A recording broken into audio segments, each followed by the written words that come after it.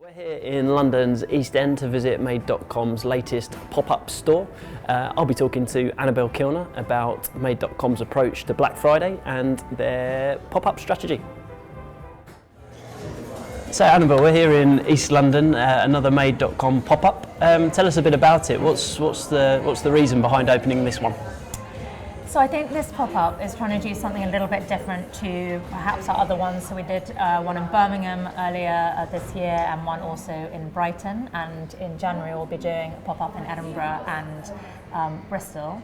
This is a much more experiential space for us, so totally new concept for us, and obviously we've noticed that other brands have definitely been doing this. So Burberry just did something fantastic over London Design Week with the Burberry Maker House, and this was already in the planning at the time, but what we wanted to do was really extend the brand beyond just buying furniture to somewhere that's very experiential, that you are come to relax or to learn something, and it's not just about popping in to look at a particular product that you might want to buy.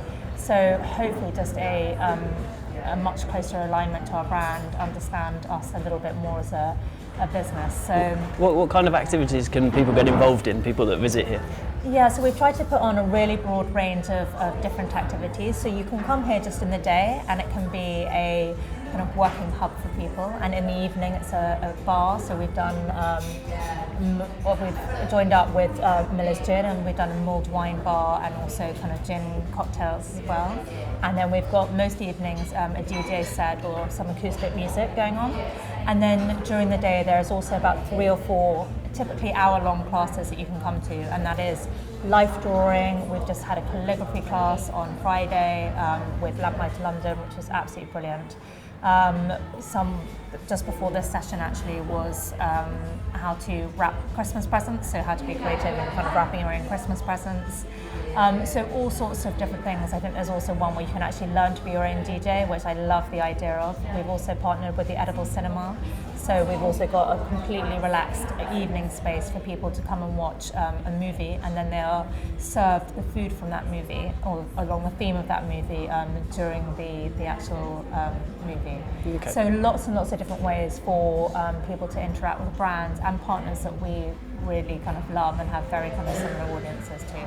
It's really interesting. We've spoken before, and I've spoken to the founders of Made.com before, and they've called it a retailer, a technology business and a design business. This is branching off into something completely different altogether as well. Just really interested to know how you commercialise this kind of activity. First and foremost, you're an online furniture retailer, getting people to these kind of events. How do you turn them into shoppers? How do you turn them into brand advocates? What's the process there? Yeah, I think we're definitely a very ROI focused business when we are spending money. So I think exactly as you say, a project like this is much harder to kind of track, to commercialise, and our intention is definitely just about putting the customer first here and giving them a really good time. I guess how we can track going forwards is that typically when people come, they might be using the internet or they might have signed up for a particular class. So we will have their email address from that, and we'll be able to monitor over time how valuable those group of people are. And because we probably won't do this for another year, if we do decide it was a very successful kind of venture for us, we'll be able to monitor over the next kind of 6 months exactly how those people kind of respond to the brand, whether they shop with us for the first time or they shop the second, third, fourth time. So I think there's a number of ways that we can definitely track it. But I think primarily this is really about goodwill as opposed to just absolutely tracking kind of conversion. So we want people to come, have a great time, share it with their friends, share it on social media, and really talk about something surprising that they did at Made.com as opposed to an armchair that they bought. So again, really just drawing it back to the experiences they had that Made has been able to provide. No, it's really, really interesting, and you've run for a number of days, and it's coincided with the busy Black Friday, Cyber Monday, that whole kind of pre-Christmas sales week. Yeah. You've kind of positioned it as a bit of an antidote to Black Friday blues. Could you talk a little bit about that and talk a bit about your approach to Black Friday as a business and that kind of discounting culture?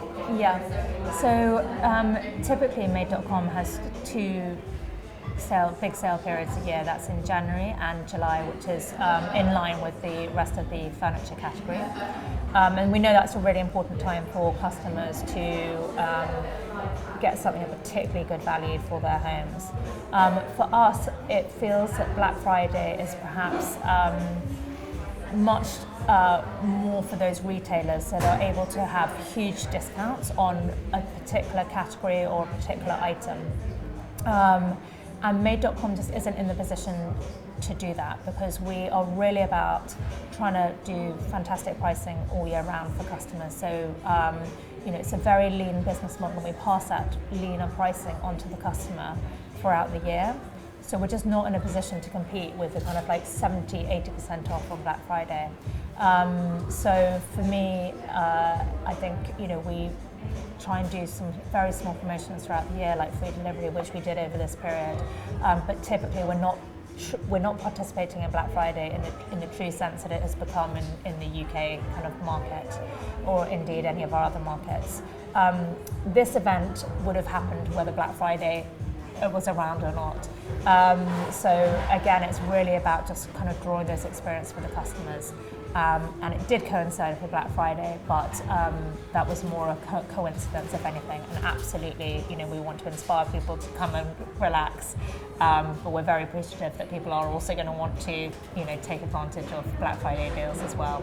So I think it's probably more of a coincidence, but it's actually a kind of very nice contrast to the rush of Black Friday that us as retailers have created typically. Okay. Annabel, thanks very much for joining us. Thank you.